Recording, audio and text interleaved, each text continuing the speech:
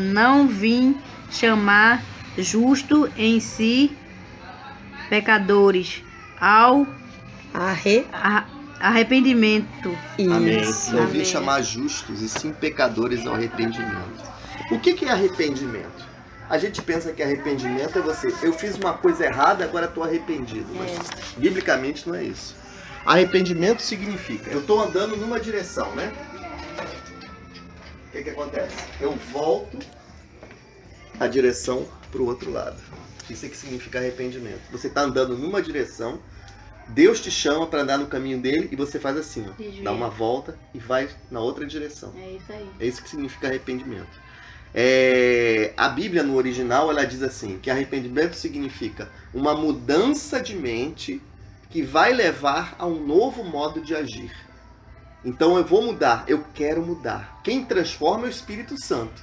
Mas quem diz que quer é você, que ele não pode dizer por você, Claro né? que não. Então ele diz assim, venha para o meu caminho. Aí você está andando assim, você muda a direção e começa. Isso significa arrependimento na Bíblia, né?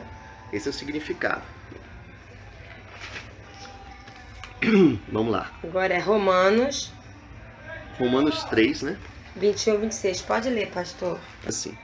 Mas agora se manifestou uma justiça que provém de Deus, independente da lei, da qual testemunham a lei e os profetas.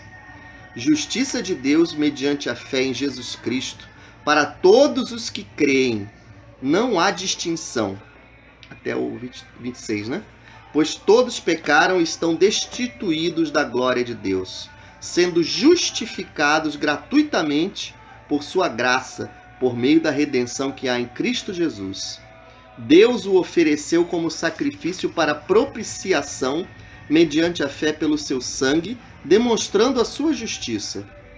Em sua tolerância, havia deixado impunes os pecados anteriormente cometidos, mas no presente demonstrou a sua justiça, a fim de ser justo e justificador daquele que tem fé em Jesus. Vamos entender item por item, né? Começou do 23, pois todos pecaram estão... O 21 começou? 21. Ah, 21, perdão. Mas agora se manifestou uma justiça que provém de Deus, independente da lei, do qual testemunham a lei e os profetas. Quando Jesus veio, lembra da antiga aliança, Moisés no monte, com os 10 mandamentos? Quando Jesus veio, essa lei, Jesus disse que Jesus veio cumprir a lei. Se ele veio cumprir a lei, nós precisamos voltar à lei? Aqueles ritos, aquelas regras do passado? Não precisamos. Independe da lei. Justiça de Deus mediante a fé em Jesus Cristo para todos os que creem. A justiça de Deus é o quê? Deus, quando olha para você, ele não vê só a Lidiane. Antes de olhar para a Lidiane, ele vê quem? Jesus. Porque quando você crê em Jesus, ele olha e vê o sangue de Jesus sobre a tua vida. Amém. Então você é justificada por Deus, né? Aqui fala, né? Sendo que estão destituídos da glória de Deus, que todos os que creem. Na Bíblia, a palavra em português crer é muito fraquinha. Porque no original, crer significa você ler alguma coisa e você começar a obedecer. Não é só, eu creio e não vive na palavra. Então a Bíblia fala que o quê? O que eu creio, eu tenho que colocar em prática, né? Para todos que creem, não há distinção. Não importa quem seja a pessoa, seja rico, seja pobre, seja judeu, seja não judeu, todos são chamados ao arrependimento. Pois todos pecaram e estão destituídos da glória de Deus. Há muito tempo atrás, o homem se separou de Deus. Ele se afastou. E por isso ele pecou contra Deus. A única forma de voltar para Deus é através de Jesus Cristo. Sendo justificados gratuitamente por sua graça, por meio da redenção que há em Cristo Jesus. Eu sou... quando Deus olha para mim, ele não vê José Arthur, vê Jesus que justificou, colocou ele como justo diante da presença de Deus, né? E é gratuitamente pela redenção. O que é redenção? Redenção significa, no original, pagar preço por um escravo. Quando eu vou até Jesus, ele me comprou no mercado de escravos. Eu era escravo. Ele foi lá e pagou o preço. Qual foi o preço que ele pagou? Foi para a cruz. Deus o ofereceu como sacrifício para propiciação mediante a fé pelo seu sangue, demonstrando a sua justiça. O que é propiciação? Toda vez que você lê a palavra propiciação na Bíblia, é uma das partes do Antigo Testamento, era a tampa da Arca da Aliança, onde era espargido o sangue. O que é propiciação? É o seguinte, quando Deus olha para o homem, ele já vê para julgar o homem.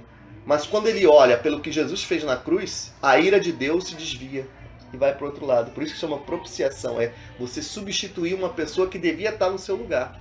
Quer dizer, eu deveria estar naquela cruz morto, e não Jesus. Ele era santo, puro, perfeito, mas ele morreu por mim. Então quando Deus olha para você, a ira dele se desvia, porque ele vê sobre você o sangue de Jesus. Entendeu? Isso que significa propiciação. Mediante a fé pelo seu sangue, demonstrando a sua justiça. Em sua tolerância, havia deixado impunes os pecados anteriormente cometidos, mas no presente demonstrou a sua justiça, a fim de ser justo e justificador daquele que tem fé em Jesus. Aqui nós temos duas coisas.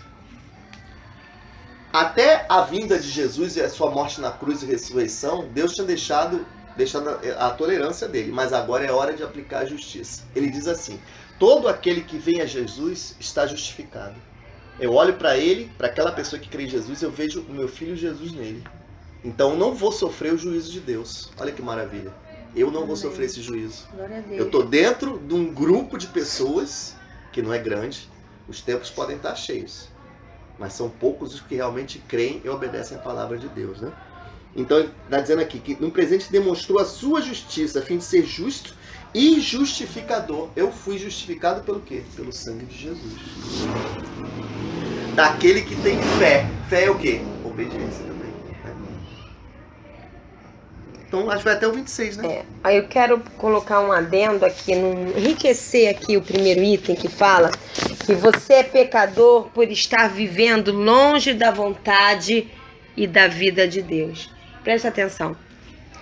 As pessoas pensam, eu vim aqui para me arrepender do adultério, eu vim aqui para me arrepender da prostituição, eu vim aqui para me arrepender de ser um ladrão, eu vim aqui para me... Mas o principal arrependimento não é esse. Porque todos esses pecados que a gente vê com os olhos na vida das pessoas são frutos de uma árvore que tem uma raiz. E a raiz é uma só. Eu estou vivendo para viver a minha vontade e não a vontade de Deus. O pecado do ser humano não é o adultério, a prostituição, a mentira, o ódio, o engano. Isso são consequências pecaminosas de um único pecado. Eu escolho viver a minha vontade, da minha maneira, distante de Deus e não a vontade de Deus. E tá cheio de pessoas que se dizem cristãos vivendo dessa maneira. Não, eu vou ao culto, eu adoro ao Senhor, eu vou lá, dou meu dízimo, ouço uma boa palavra, não, eu leio a Bíblia em casa, mas na hora de escolher fazer a minha vontade ou a de Deus, eu faço a minha. Na hora de escolher obedecer a palavra ou preencher aquilo que eu estou precisando, eu prefiro preencher o que eu estou precisando do que ficar na palavra. Então nunca nasceu de novo. Porque quem nasceu de novo mesmo, quem reconheceu que era pecador e se arrependeu, fez uma volta de 180 graus, já estava indo para uma direção, tomou a direção contrária, isto é, já não sou eu mais quem vivo, mas Cristo vive em mim. Eu nasci de novo, eu morri e o que nasceu em mim foi Jesus. Se quem vive em mim é Jesus, eu já não tenho direito de escolher as minhas vontades, mas a vontade dele. Qual é a vontade dele? É o que está na palavra. Se logo eu escolho fazer algo, a palavra diz isso, mas há de convir que eu estou precisando, estou carente, eu estou precisando fazer uma mutreta para ganhar mais um dinheirinho, eu estou precisando namorar alguém não cristão porque eu estou carente, eu estou precisando passar a perna naquele momento ali, aquela mentirinha, é uma mentirinha só, é só porque se eu disser toda a verdade eu vou sair perdendo. Não, então a pessoa nunca nasceu de novo. Porque para Deus, sem santidade, ninguém verá Deus. Sem santidade você pode frequentar um templo. Sem santidade você pode abrir a Bíblia todo dia e ler para descargo de consciência. Sem santidade você pode andar com uma roupinha decente. Sem santidade você pode elogiar o pastor.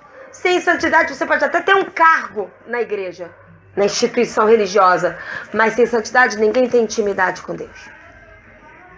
E sem intimidade com Deus você nunca vai ficando parecida com Ele. E se não fica parecida com Ele, fica parecido com o mundo, porque você ou é filho de Deus ou filho do diabo. Não existe meio termo. Não.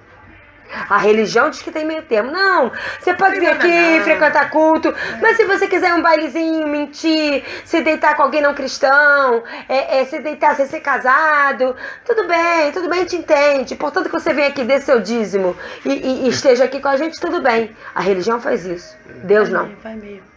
Deus não. Ou é tudo ou nada. Ele fala em Apocalipse, porque não és nem frio nem quente, mas és morno, estou ao ponto de vomitar-te. Você já leu isso em Apocalipse? Abra aí, pastor. Não está no texto, mas abre aí Apocalipse, esse texto que é escrito para a igreja. Ninguém nunca nem falou isso assim, não. Comigo, não, assim. Nunca pregou essas palavras, não. Muito pouco já pregaram a Bíblia para mim, já muito pouco mesmo. Não... Apocalipse capítulo 3. Quer ver? Você vai ler aqui. Deixa eu, ela que vai ler. Você abriu aí, pastor, mas deixa ela ler. Claro. Que a pessoa lendo está escrevendo através de João para uma igreja. A igreja que estava na cidade de Laodiceia. Logo é uma carta para cristãos. Olha só.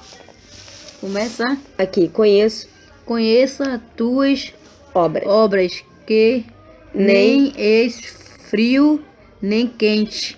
Quem dera fosses frio ou quente. Ou quente. Assim porque és morno e nem és quente nem frio. Estou a ponto de vomitar-te da minha boca. Deus falando. Pois dizes, estou rico e abastado.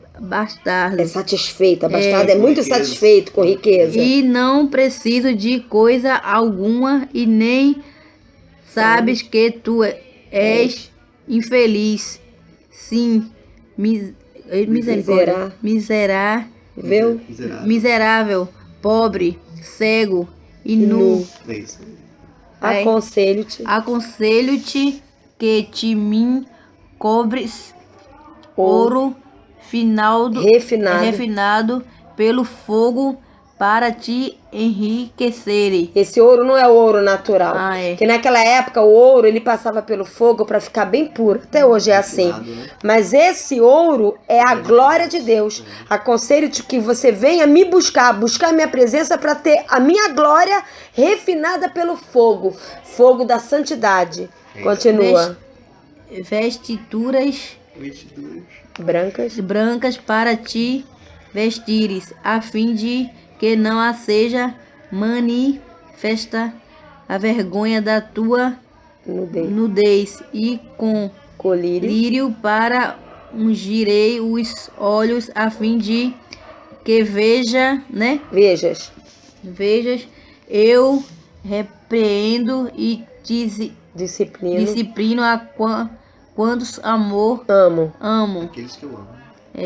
Se pois zeloso e arrepende-te. Ele está falando que a igreja está infeliz, miserável, pobre, cega e nua. Que a igreja precisava voltar a buscar a glória de Deus, buscar vestiduras brancas, que é santidade, para que não seja envergonhada pelo pecado. Nudez é sem a cobertura da santidade de Deus. Colírio para ungir os olhos. Compre de mim unção. Esse colírio é unção para você poder enxergar com os meus olhos, ver a vida e viver a vida segundo a minha palavra, a fim de que vejas. E ele está falando, eu repreendo e disciplino aos quanto eu amo. Por quê? Porque quando eu repreendo, eu estou dizendo assim, Lidiane, José Arthur, Lucas, vocês não são bastardos, filhos qualquer, vocês são meus filhos. Por isso eu repreendo e disciplino, porque eu amo. E aí ele fala, por isso vocês devem ser zelosos. O que é zeloso? É ouvir e praticar a palavra de Deus de todo o coração. E arrepende-te. Está falando para a igreja se arrepender. Isto é, Quem não está andando em santidade aos pés de Jesus pode frequentar culto, pode ter uma Bíblia, pode até ser pastor, pode até ser liderança. Se não estiver andando em santidade, em coração puro, totalmente vivendo a palavra, Jesus vai voltar e vai dizer: apartai-vos de mim, porque eu não vos conheço. Você já leu esse texto? Já. Pois é. Nem todo que me diz Senhor, Senhor, entrará no reino de Deus.